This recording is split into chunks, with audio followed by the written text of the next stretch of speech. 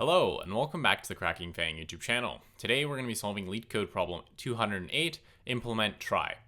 A trie, or a prefix tree, is a data structure used to efficiently store and retrieve keys in a data set of strings. There are various applications of this data structure, such as autocomplete and a spell checker. We want to implement the trie class, which has an insert method which takes a string word and inserts the word into the trie. We also want to implement search, which takes a word and returns true if the word is in the trie, i.e. it was inserted before, and false otherwise. We also want to implement a starts with, which takes in a prefix and returns true if there is a previously inserted word that has that prefix, otherwise false. Alright, so now that we read the question prompt, let's now actually just go into a demonstration of what a trie is and how it might look like. Implementing it is relatively simple, but if you've never seen it before and how it's supposed to work, then it might be confusing. So let's look at what a trie needs to be, and then we'll actually go into coding it. So let's now look at how we might define a trie. So at a base level, we can think of the trie as being a tree whose root is basically empty. And each of the children at this stage will be a character. So for example, let's say we have the word apple, right? How would we insert this into our trie? Well, we go character by character, right? So at the base level, the first prefix we've seen is A. Then from A, we go to P, and then we go to the next one, P, and then we go L, and then we go E. Now let's say we want to insert the word app, right? App. So we already have A, we already have P, we already have P, but we need to denote that actually this is the end of a word. So to its children, instead of adding, another character, we're going to use some sort of termination character, and here we'll use a star. And what star means is that we've reached the end of a word. So whenever we reach a star, the last character, basically the parent of the star, is the last in the word.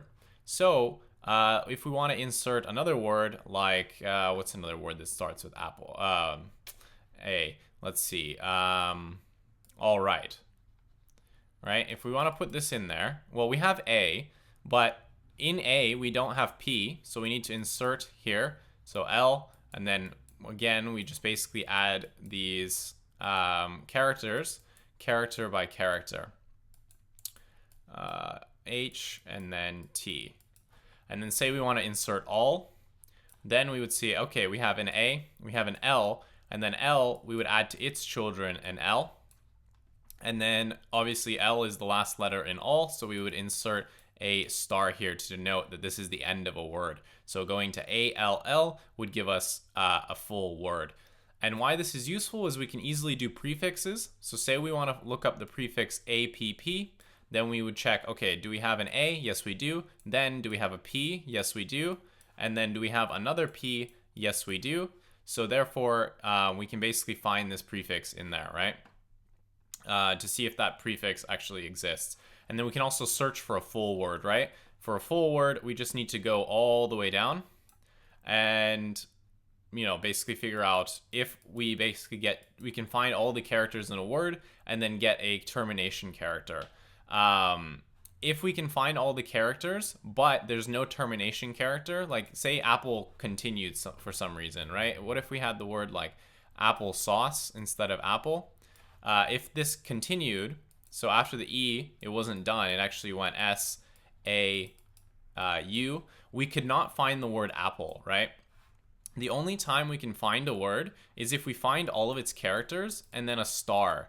If we find all of the words, for apple, which we have A, P, P, L, E, but the actual word we inserted was applesauce, we don't technically have the word apple. Even though we can form apple from applesauce, it doesn't work that way. We actually need to have the word apple, and this will be indicated by having a star after the E, right?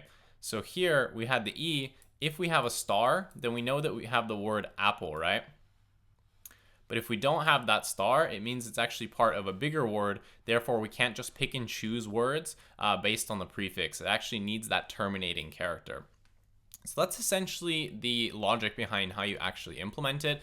It's relatively simple. Typically, you need to implement a trie node class, which is just going to be, one individual node in the trie, and then you'll have the, the large trie class, and then you'll have your methods that you want to search on it or look for a prefix or whatnot. So now what I want to do is we're actually going to go to the code editor, because I think it's a lot easier to actually see this in code than it is to kind of draw it out, because it does get a little bit messy, and I think just reading code is easier. So what we're going to do now is just move over to the code editor.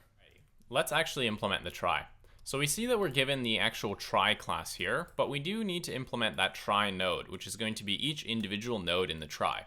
So let's define a class, trie node, if I could just spell, and we just want to have an init function here. So we're just going to init, and this is going to take self, and it's going to take the character that trie node is actually representing. So we're going to say that the current character, self.char, is just going to be char. And remember that each node in the trie can have children, which represents another letter that comes after our current letter in some word that we've been given. So we're going to say self.children, and this is going to be a dictionary. And what this is going to do is we're just going to be storing our children in here.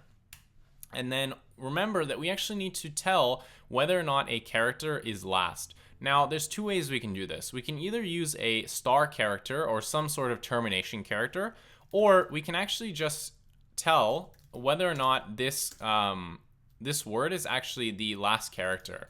So we can actually just say self.isLast, and this will just tell us whether or not this current trie node is actually the termination of a word. It can simultaneously be the termination of a word, and it can also have further characters after it to represent a different word. It's your choice how you want to do it, whether or not you actually have this on the trie node itself, or you have in the children some sort of termination character. It doesn't really matter, but you just need some way to know that a word has actually terminated.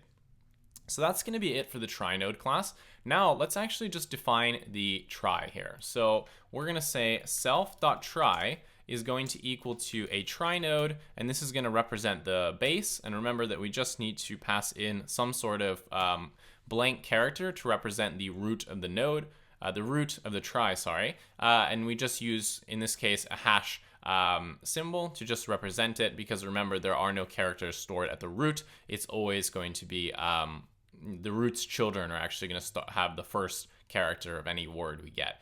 So now let's actually look how we might insert a word into the trie. So we want to get the root of the trie. So we're going to do that by getting self.trie. And now what we're going to do is we're going to go character by character and insert it into the trie. So we're going to say for char in word. What we're going to do is we're going to say if that character doesn't already exist in our current node's children, then we actually want to add it there. So we're going to say if the character is not in root.children, what we want to do is we want to say root.children. We want to add to the dictionary of children for that character a new node. So we're basically mapping character to a node here. So we're going to map to the character a new node with whatever that current character is that we haven't seen yet. So we're going to be adding it to the children of our current node, right? Of whatever this current root is. Now what we're going to do is we're going to update the root, because now we've moved down into the trie. So we're going to say root equals root.children of that character we just saw. So basically we move one character forward, and now we can continue. And then once we get through all of the characters, we just need to mark our root, which is our current node, root.isLast equals true, right? So we're going to basically updating the root as we go forward, and we are essentially just going to add all the characters, and then at the very end we just want to mark that last character node as the last character in whatever word we just inserted. All right, so now let's implement the search function. So again, we need to grab the root of the trie. So we're going to say root equals self.trie. And now what we want to do is we want to go character by character and basically see whether or not we can find that word. So remember, we have to find all of the characters of our word, and the last character in our word also has to be a terminating character. So that last character node needs to have a self.isLast equals true. Now what we're going to do is we're going to say for char in word. We're going to do if the character is in root.children, we are going to move one character forward. So we're going to say root equals root.children of the current character. So we get that next node, and then we can explore its children. Otherwise, if that character doesn't exist in the node's children, then we know that we can't find every character of our word. Therefore, we can just end it early and return false. Now, the last thing we need to do is, if we get through all of the characters, remember that we need to actually check whether or not our our last node here is actually the terminus of this word. So all we need to do now is simply return root.isLast. So if this is actually the last character, then that means that we were able to find our word entirely. If not, that means that this is not the terminating point for a word. Therefore, we simply just want to return false because we haven't been able to find our word. There might be a word that actually has the prefix of our word and then goes on further, but that's not what we're looking for. We're looking for the word exactly.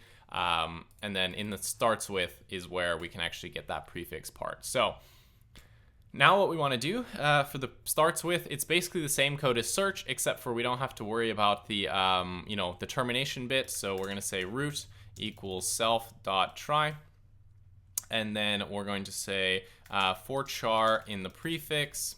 Basically, we just want to see if we can find all the characters. So we're going to say if character in root.children, then we want to move our root forward one character. So we're going to say root equals root.children for that character, which will give us the next node.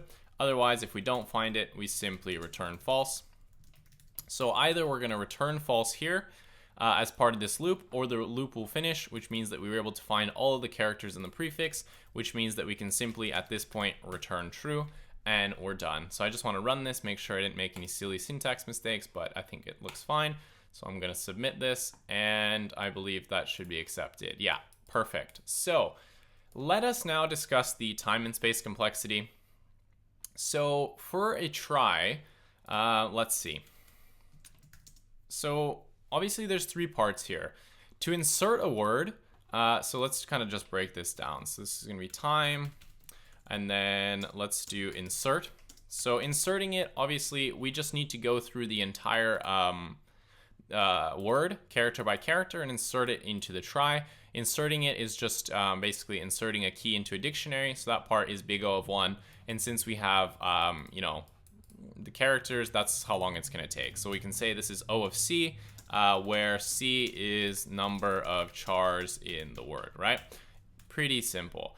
So for search, it's going to be the same thing. In the worst case, where we're actually able to find the word, it's going to be big O of C again, where we need to basically search for all the characters. So where C is number of chars in word. So basically this would just be, searching it and finding it character by character. So since we have to find all the characters, it's going to be big O of C. And then starts with, it's the same thing. Starts with, let's see, this is also going to be big O of C, where C is number of characters in the prefix, right? So as you can see, this is a very efficient data structure for searching. If you had to find words in like a list of lists or something, it would be very inefficient, where you have to do multiple loops to find it, whereas this one, you can find it directly, right? Because if you're looking for apple, and then you have if you have A, P, P, and then you don't have the LE, you know immediately after 3 characters that you can't find it, whereas if you use a different data structure, you would not be able to do so. So very efficient for your searching. Let's see now. What do we want to do? So for the actual space complexity, I mean, the try is basically going to, the size of the try is going to depend on the number of words you store. So for the space, I mean, it just depends on the number of words, right? In the worst case, every single word you pass to it is going to be some sort of unique combination. So it's still just going to be big O of C, where C is number of chars in word, right? Sometimes you can avoid duplicates. So if you have like apple and app, obviously you don't have to store the A's twice or the P's twice. You just have to store it once plus the LE from apple. And that's really all. So you do kind of save some space there, but the space is, going to be bounded on basically the number of characters in the word, and then how many overlaps there are with previous words, which can help reduce the amount of things, because you won't add a second node for the second A. nor are you going to add a second node for the 2 P's that come after that. It's only really the unique characters that you store, but it's still going to be dependent on the number of characters you get. So it's not like a free data structure, right? Okay, so that is how you implement a trie. This does come up in a lot of questions. I thought it'd be good to basically do this one in case you guys don't know how a trie works or just having trouble visualizing it. I think now that I've done this problem, we can probably do a few more trie questions, which might help because I know that companies do like to ask them. Anyway, if you enjoyed the video, please leave a like and a comment. It really helps me out with the YouTube algorithm. If you want to help the channel grow, please subscribe. If you want to see more content like this, yeah, subscribe. Geez, I just said the same thing twice. If you want to join a Discord community where we essentially talk about all things FAANG, systems design, interview prep, you can have your resume reviewed. If that sounds interesting to you, join the Discord. Otherwise, thanks so much for watching, and I'll see you in the next one.